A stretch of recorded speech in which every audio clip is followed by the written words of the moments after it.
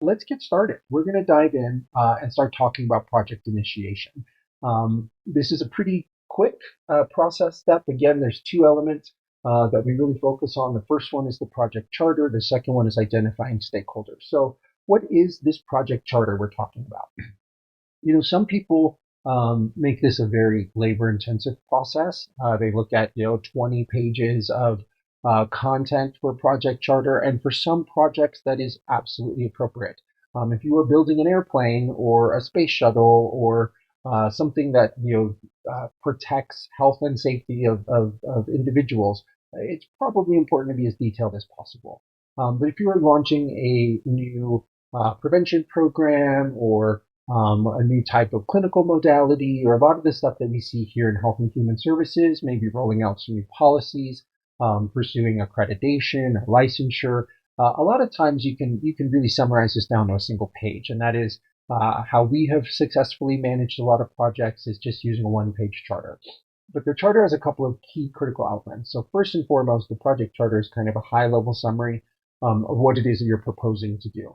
Notice I just said proposing because this is a part of getting approval and sign off from your project sponsor or your boss to make sure that the project can move forward. This is another way or a great tool to make sure that your team's not, kind of willy-nilly running off and creating their own projects, and then, you kind of lose track of everything that's going on or why we're doing what we're doing. That's what the project charter is designed to support. And so, of course, there's a couple of key elements. We want to give the project a name just so everyone knows what we're talking about. Don't think too hard about it, but give it a name so people know, when it's brought up in conversation what we're talking about. You also typically want to provide a rationale. Why are we doing this? What is the value that this is intending to bring to the organization? Describe the project purpose. Obviously we do these things for a reason, and so you want to document that the best you can. And then include just a very brief description. Again, you're just trying to give people a sense of what this project is about. The next section is making sure that we include high-level requirements and what those deliverables might be. We do projects to create and produce work, right, and work products, also known as deliverables. We'll also talk about them as verification indicators. Those terms are ultimately synonymous for the intents and purposes of today. And so what are the work products that we can expect as outputs, another term you could use, of this project? And you want to make sure, again, that those are pretty, you want to spell them out in the right level of detail, right? This is a proposal of sorts. And so you want to make sure that your supervisor, your boss, your project sponsor is going to be able to look at this and know, okay, at the end of this project, this is what I can expect to receive. The next element in the project charter is identifying the different milestones. These are kind of high level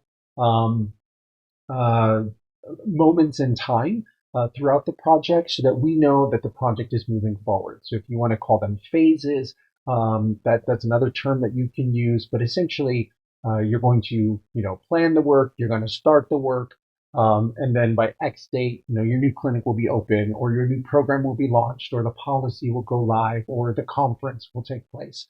And so creating that milestone schedule, again, gives your supervisor or your project sponsor a sense or a flavor of the timeline for how the project work will be categorized. And then we want to identify stakeholders. And again, the next section, we're going to focus on stakeholders. And so I'm going to skip that for right now, but we do want to include that in the project charter. So again, your project sponsor or your boss understands and knows kind of who's going to be involved and what that looks like. And then we like to include a definition of project success. So are there kind of quality benchmarks that we aim to achieve? What are those high level things that are going to make sure that at the end of this project, we know this project was successful? So the project charter, again, can be a simple one-pager. It is a proposal of sorts in many ways to kind of outline what it is that you want the project to accomplish. And we highly recommend that all projects include a charter. And because, again, it kind of provides that one-page summary. If you've never written one before, you're curious what this looks like, If you want to head over to our tools and templates library, we do have some templates available that will make that quick and turnkey. They include instructions. They're in Microsoft Word format, so they're completely editable by you and your team, and we hope that will help set you up for success. And so the next task in the project initiation phase is identifying those stakeholders. And you saw that we want to include that into our project charter, but we carved it out because stakeholder management is a whole component. It's one of the key knowledge areas of the project management process. And so we want to give it some special attention. And so by definition, stakeholders are anyone that's interested in your project.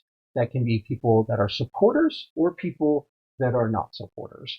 And so at the beginning or at the onset, you might have a sense of who some of these people are. You should at least probably know who the major people are. And so you want to document their names, take the time to kind of thoughtfully think through who will be affected by this. And this could be, different department leaders or managers or directors within your organization. Like if you're going to need to partner with your IT department or your medical department, you want to think about who oversees those departments because you're going to need their permission to engage their staff and use their team members, right?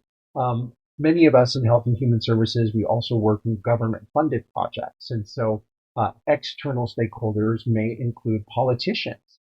Or if we are using funding that is from a managed care health plan, they might care about how we are leveraging their funds or innovative programs we're using. If we're using grant funding, that would also include, those funders and different stakeholders, media partners. There could be a lot of different elements, policymakers, a lot of folks that are considered stakeholders. And so you want to thoughtfully think that through. You want to right size this. Don't overthink it. But people that are realistically, going to, have a voice or have an opinion and be involved, right? Otherwise, it's the entire world. And so you want to document that, and you want to just document their contact information at this point.